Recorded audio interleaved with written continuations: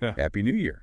It's a new year, and we've got what should be a really exciting second half of the Premier League season coming up. You're here because you want to know about Arsenal's injury situation heading into their match with Brentford.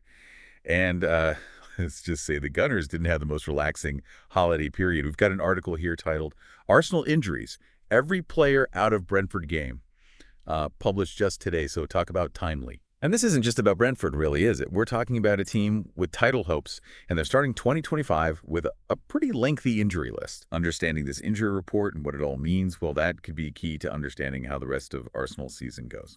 Right, so the article starts by kind of really underlining the defensive issues that Arsenal have had, and especially at those fullback positions. It seems like they've been rotating more than a kebab shop spit this season. Uh-huh. Yeah, that's not an exaggeration. The article mentions Jurriën Timber, Ricardo Calafiori, and Oleksandr Zinchenko have all missed big chunks of the season already. So all this chopping and changing in the lineup has really put the pressure on Arteta to come up with some creative solutions. Remember when Thomas Partey was playing at right back? Oh, yeah, that was pretty wild.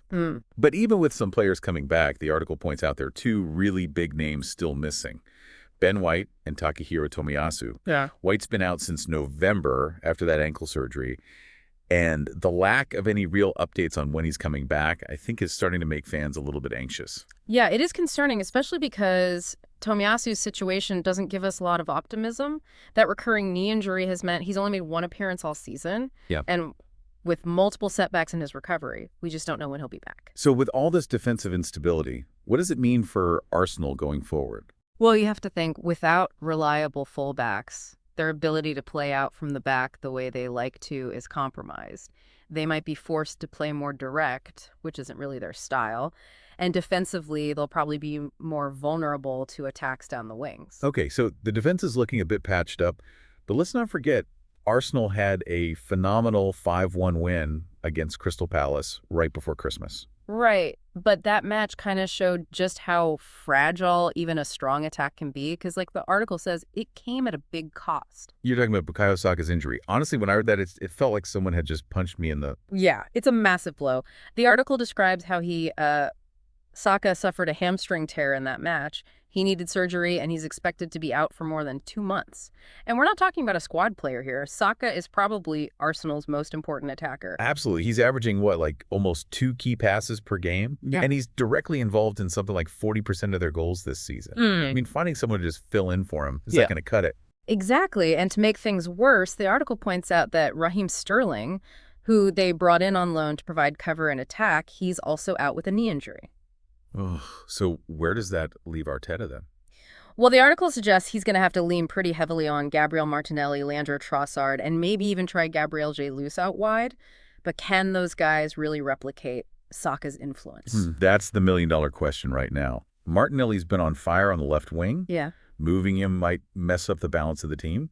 Trossard's pretty versatile, but he's not quite at Saka's level. And pushing Jesus out wide weakens their attack through the middle. It's a real tactical puzzle for Arteta to solve. So we've got a defense that's a bit, makeshift, and now this massive attacking threat is missing. I mean, it's easy to look at this and just feel doom and gloom, but could this whole injury situation actually force Arsenal to, evolve and get better?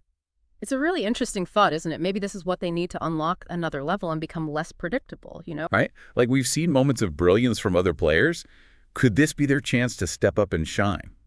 Yeah, it's definitely possible. I mean, think about it. Without Saka on the pitch, teams aren't going to be able to focus all their defensive energy on him. That might open up space for someone like Martinelli to really take charge. But we were saying before that moving Martinelli might upset that balance they have. So how does Arteta, find that sweet spot? How does he maximize the players he has available without messing up the team's rhythm? Yeah, well, the article doesn't give us any, magical solutions, but it does mention that Arsenal are playing Brentford on New Year's Day. This match could be our first real look into Arteta's thinking. Brentford, huh? They're not exactly a pushover, I remember that game last season. Oh, yeah. Brentford are super well organized, they're physical, and they love to exploit any weaknesses. Without Saka, they'll be looking to press high up the pitch and force those Arsenal defenders into making mistakes. So this match could actually be a blessing in disguise. It's a chance for Arteta to experiment a bit. Maybe try out some new formations or tactical wrinkles that he wouldn't normally even consider. Yeah, it's possible. This might be the time for him to get creative, see what works and what doesn't. The pressure's off a little bit, right? No one's really expecting them to be at their best without Saka. And if it works, who knows? Maybe this tough period will actually end up making Arsenal a stronger team in the long run. That's what's so fascinating about this whole thing. It's easy to just dwell on the negatives, but there's also the potential for growth and, finding new things. The next few weeks could be a real period of evolution for Arsenal. Okay, so let's take a step back for a second. We've been talking about the impact of these injuries, on Yeah. the pitch. But what about the bigger picture, the title race? Ah, now you're talking. This is what every Arsenal fan wants to know. Are their hopes of winning the title fading? I mean, let's be realistic. Losing a player like Saka for 2 months, that's a huge blow. It's going to be really tough for them to keep up with the likes of City and Liverpool without him. Yeah, absolutely. But the article does remind us that, this is a marathon, not a sprint. There are still over 20 matches left to play. A lot can happen between now and the end of the season. And remember, Arsenal have shown they're resilient this season. They've overcome tough situations before. Plus, they've got, a pretty deep squad. Yeah, that's true. This is a chance for players like Martinelli and Trossard to show what they can really do. And let's not forget about the potential return of White and Tomiyasu later in the season. So maybe it's a bit premature to write them off completely. This could be a real turning point for Arsenal. Will they crumble under the pressure, or will they find a way to come out even stronger? Exactly. That's what makes football so exciting, isn't it? The unpredictability, the drama, the chance for unexpected heroes to emerge. We've got the information, but now it's up to us to, speculate and analyze and see how it all plays out. All right, so we've really dug into these Arsenal injuries, looked at the tactical headaches for Arteta, and even gotten a little bit dreamy about some unlikely heroes, stepping up. But let's bring it all back to you, the listener. Yeah, this deep dive, it's all about giving you the information and the insights so you can, draw your own conclusions. So what are the big takeaways here? Yeah. You've got an Arsenal team with real title ambitions, but suddenly they're facing all these hurdles. What should fans be watching for in the next few weeks? Well, first I'd say watch how Arsenal adapt tactically. Does Arteta try to, directly replace what Saka brings, or does he use this as a chance to completely change the way they attack? That Brentford match is going to give us a good first look, I think. Yeah, and beyond the tactics, there's that whole mental side of things. Can Arsenal keep that confidence and swagger that they've had without their main man?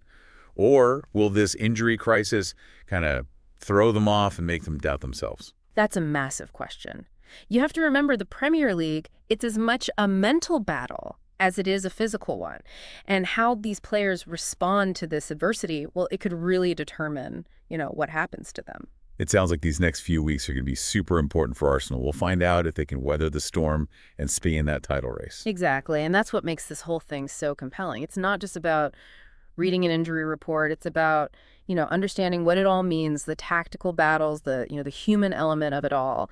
And at the end of the day, it's about you forming your own opinion. Is this the beginning of the end for Arsenal's title hopes, or will they find a way to shock everyone? We've given you the information, the analysis, and some different ways to look at it all. Now it's your turn. How do you think these injuries are going to affect the rest of Arsenal's season? That's all the time we have for this deep dive. Thanks for listening, and we'll catch you next time.